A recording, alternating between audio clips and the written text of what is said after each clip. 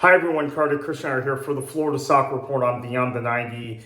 Different recording setup for this particular video. I'm covering Major League Cricket this week in the last week of their regular season. So I was watching the Rowdies FC Naples match, a match I had originally intended to attend until I was assigned to this event in person.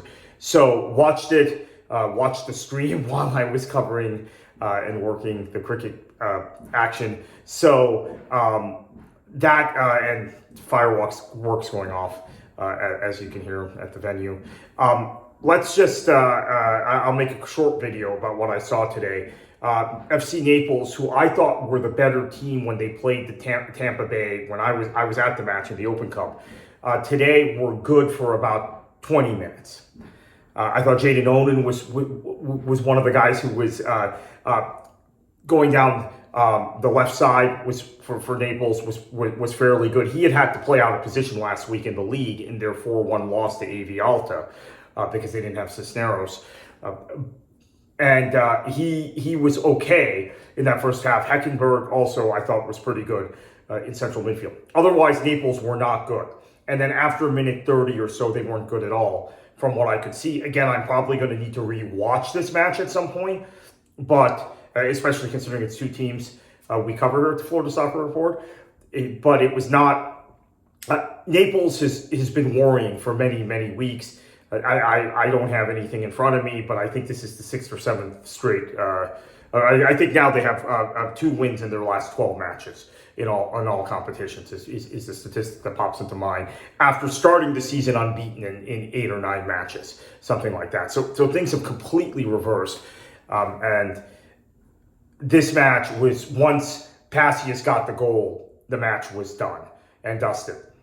What stood out tonight from the Rowdies? I think Steve Coleman has been really good in terms of his ability in the last few weeks to understand that a 3-man back line works best for this team, but that in certain situations you want cover with 4. In certain situations you want to be able to get Van Kazeel forward with Pacific Nyangabiri continuing to be injured. I don't know how much longer he's out for. And Blake Bodley forward. We know how good Bodley is on the left side. For me, one of my favorite players in the entire USL Championship.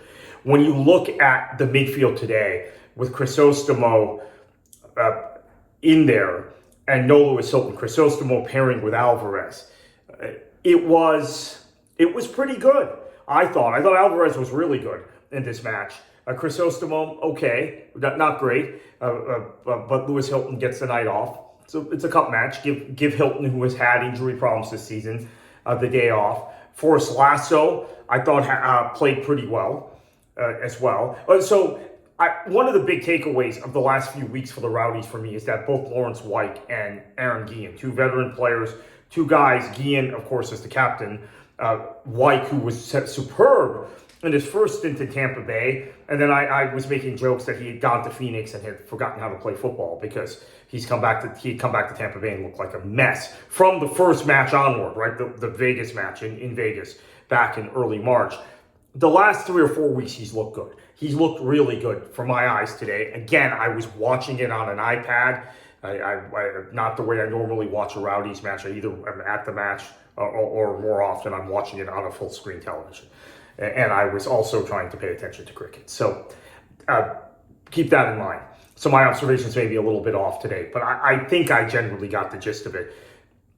Arteaga is scoring goals now. That's important. Passius, he's very hit or miss, but when he's hit, he's good. So those 2 guys were good today. Got to get Mustali and Alex Rodriguez some minutes, which I think is important for them, for those 2 young players as they develop. Now, and Joey Skinner got to play, and I want to see a little more of him as a left back because he's a pure left back. Now for Naples, this happens sometimes with new teams. Okay, and this is something very unique to American soccer because in world football, you don't have expansion teams. You have newly promoted teams, but you don't have expansion teams. Because a newly promoted team, in theory, has some chemistry. An expansion team does not.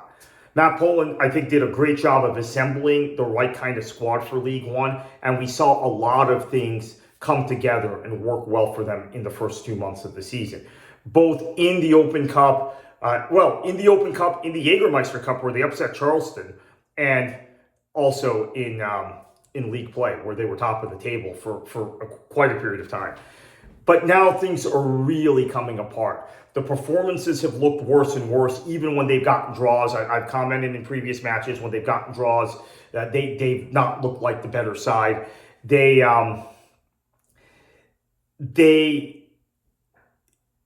looked really poor against AV Alta last week. I went back and watched that match after the fact, a day or two later. They were just terrible. And then to come back, shortened week, 4th of July, maybe we should have expected they would try and get an early goal. They didn't get it. They had their chances.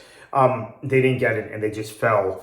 You could see the body language. It just wasn't there, even with a good crowd, even with a big occasion, even against what is developing as a rival. So that's disappointing for them. I think that's something.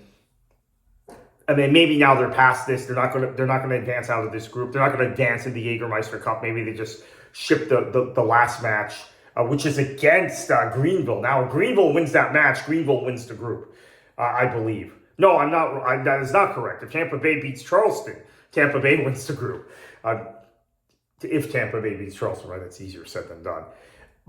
So there's a lot of permutations the last day. I believe Miami might still have a chance in spite of their poor performances in this cup. They got 5 points somehow, which I didn't realize until I looked at the table, or I had forgotten. So Tampa Bay in the driver's seat. Naples can play spoiler, right? Naples can put Tampa Bay through if they beat Greenville. Although there is a permutation, I guess, where Miami can go through. So that's if Tampa Bay wins, they go through. Another note for Tampa Bay before I conclude this: Campisi gets to start today. I assumed that would happen in a cup match. No disasters, no problems, no errors.